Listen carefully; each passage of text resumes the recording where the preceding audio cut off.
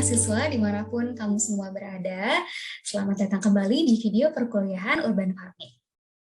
Di video kali ini kita akan sama-sama belajar bagaimana ya caranya membudidayakan sayur dengan teknik atau metode vertikultur.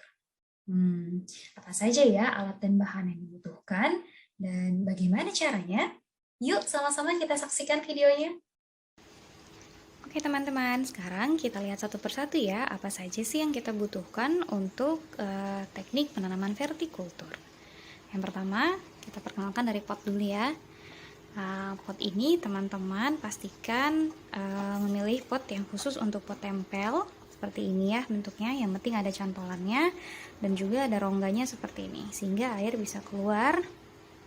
Oke, kira-kira kita butuh sekitar 6 pot, warnanya boleh terserah teman-teman, 1, 2, sampai ke sana.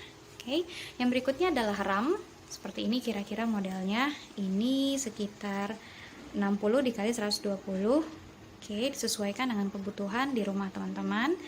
Nanti kita bisa pakai ini untuk mencantolkan potnya. Nah, kira-kira jadinya seperti itu ya. Oke, kemudian yang berikutnya adalah media tanam. Yang ini tentunya kita pakai tanah ya. Berikutnya kita akan membutuhkan tentunya sekop ya untuk mengambil medianya, memindahkan medianya dari sini ke dalam sini. Lalu ini dia bibitnya. Di sini kita pakai 3 jenis bibit ya. Ada yang pakai bayam, kita akan pakai sim, dan juga yang berikutnya adalah bibit dari Ewindo, yaitu bibit kangkung. Nah, seperti ini ya jadinya untuk ram yang sudah dipaku di tembok luar rumah. Setelah ramnya sudah terpasang bersama pot dan media tanamnya, sekarang waktunya kita untuk menebar benihnya. Nah, untuk pot ini kita akan menaburkan benih kangkung ya. Untuk pot ukuran 35 x 14 cm ini, sebaiknya kita taburkan sekitar 10 benih kangkung saja ya. Adapun untuk pot yang ini, kita beri benih bayam ya.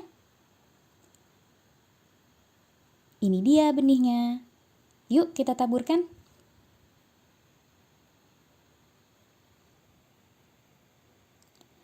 Berikutnya, untuk pot yang di bawah, kita beri benih chaisim. Oleh karena chaisim akan tumbuh besar, jadi tidak perlu banyak-banyak ya. Nantinya cukup dikondisikan untuk 2-3 pohon saja. Dalam 2 hari, kangkung, bayam, dan chaisim sudah mulai tumbuh dan mengeluarkan daun loh. Dalam 2-3 minggu, seperti ini kira-kira progres pertumbuhan mereka.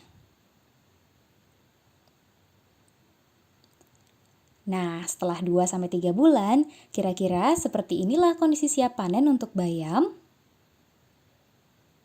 chaisim, dan kangkungnya. Yeay, siap panen! Eits, sekarang waktunya 3R nih. Yuk kita gunakan prinsip reduce, reuse, and recycle untuk metode vertikultur lainnya. Kalau teman-teman punya tempat makan seperti ini, atau benda tidak terpakai lainnya di rumah, ini juga bisa digunakan loh untuk membantu penerapan metode vertikultur. Kita lihat yuk, bagaimana ya cara memanfaatkannya?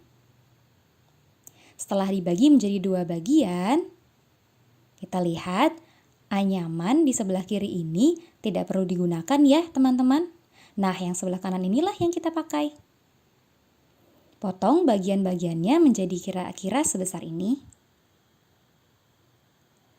Nah, adapun selain potongan bambu yang tadi kita punya, kita juga akan membutuhkan tanaman rambat atau menjuntai yang sudah berada di pot tempel agar dapat kita gantungkan di pagar. Seperti ini kira-kira cara kita memasangnya ya. Letakkan pot di bagian luar pagar, lalu pasang potongan bambunya untuk menahan pot di belakang besi pagar.